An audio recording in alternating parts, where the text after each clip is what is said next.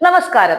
ഒരു രാജ്യം മുച്ചൂടും നശിക്കാൻ പോകുന്ന അവസ്ഥയിലാവുമ്പോഴും സ്വന്തം കാര്യത്തിനപ്പുറം മറ്റൊന്നുമില്ല കോൺഗ്രസിന്. AIPയോടുള്ള എതിർപ്പിന്റെ മറവിൽ ന്യായീകരിക്കാൻ പറ്റാത്ത തരം താണ പ്രവൃത്തി തന്നെയാണ് ഡൽഹി ഇലക്ഷനിൽ കോൺഗ്രസിന്റെ ഭാഗത്തു നിന്നും ഉണ്ടായത്. കോൺഗ്രസും BJPയും തമ്മിൽ നടന്ന സീക്രട്ട് അജണ്ട തന്നെയാണ് ഡൽഹിയിൽ പ്രതിഫലിച്ചതെന്ന് പറയാതെ വയ്യ.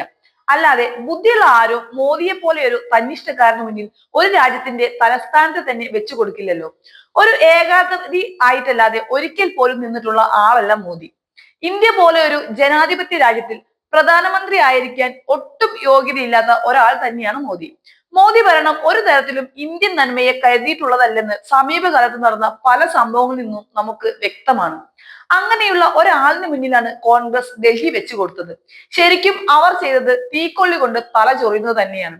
രാജ്യമെങ്ങും വൻ പ്രതിഷേധം തന്നെയാണ് മോദിക്കും BJPക്കുമെതിരെ നടക്കുന്നത്. എന്നാൽ താൻ സ്വയം തിരഞ്ഞെടുത്ത ചില സ്തുതിപാലകരുടെ വായ്ത്താരിക്ക് മുൻപിൽ മനം മറന്നിരിക്കുകയാണ് അദ്ദേഹം. ആ വിഡ്ഢി സ്വർഗത്തിൽ നിന്നും മോദിക്ക് പുറത്തേക്കുള്ള വഴി കാണിച്ചു കൊടുക്കുന്നതിൽ നിന്നുമാണ് ജനത്തിനെ ഒന്നടങ്കം കോൺഗ്രസ് ആശയക്കുഴപ്പത്തിലാക്കിയിട്ടുള്ളത്. ഡൽഹി ഭരണം BJPക്ക് കാഴ്ചവെച്ച കോൺഗ്രസ് നടപടിക്കെതിരെ പ്രതിപക്ഷ ഇന്ത്യ കൂട്ടായ്മയിൽ ശക്തമായ പ്രതിഷേധമാണ് നടന്നത്.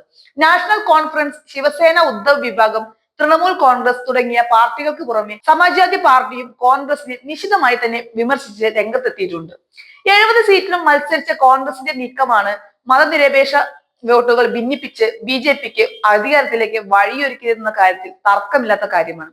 AIPക്കെതിരെ കോൺഗ്രസ് നടത്തിയ തീവ്ര പ്രചാരണം BJPയുടെ വിജയം എളുപ്പമാക്കിയെന്ന വിലയിരുത്തലിലാണ് ഇടതുപക്ഷ പാർട്ടികളും ഇന്ത്യ കൂട്ടായ്മയിലെ മറ്റു പാർട്ടികളും. എന്നിട്ടും BJPയെ പോലെ ഒരു കൊടും വിഷം തലസ്ഥാനത്ത് വന്നതിൽ ആകുലപ്പെടാതെ AIPയുടെ തോൽവിയിൽ ആഹ്ലാദിക്കുകയാണ് കോൺഗ്രസ്.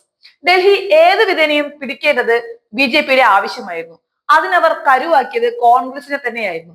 എന്നാൽ ആ മണ്ടന്മാർ ഇതൊന്നും മനസ്സിലാവാതെ വിവരക്കേട് കാണിച്ച് BJPയുടെ ആ ലക്ഷ്യം നിറവേറ്റി കൊടുത്തു എന്ന് വേണം പറയാൻ.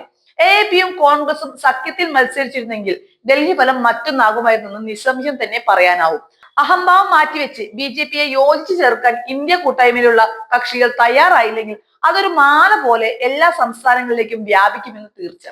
ഡൽഹിയിലെ തെരഞ്ഞെടുപ്പ് ഫലത്തിൽ നിന്നും ശരിയായ പാഠം പഠിക്കാൻ കോൺഗ്രസ് തയ്യാറാവുകയാണ് വേണ്ടത്. അതിലൂടെ രാജ്യത്തെ ഏറ്റവും വലിയ മതനിരപേക്ഷ പാർട്ടി എന്ന നിലയിൽ മറ്റ് മതനിരപേക്ഷ പാർട്ടികളെ എങ്ങനെ യോജിച്ചു കൊണ്ടുപോകാൻ കഴിയുമെന്ന് കോൺഗ്രസ് ആത്മപരിശോധന നടത്തുകയും വേണം. AIPക്കെതിരായി കോൺഗ്രസ് നടത്തിയ തീവ്ര പ്രചാരണവും കെജ്രിവാളിന്റെ പേരുള്ള അഴിമതിയിലും മറ്റും ആകെ വരണ്ട ജനങ്ങൾ പരിഭ്രാന്തരാവുകയായിരുന്നു.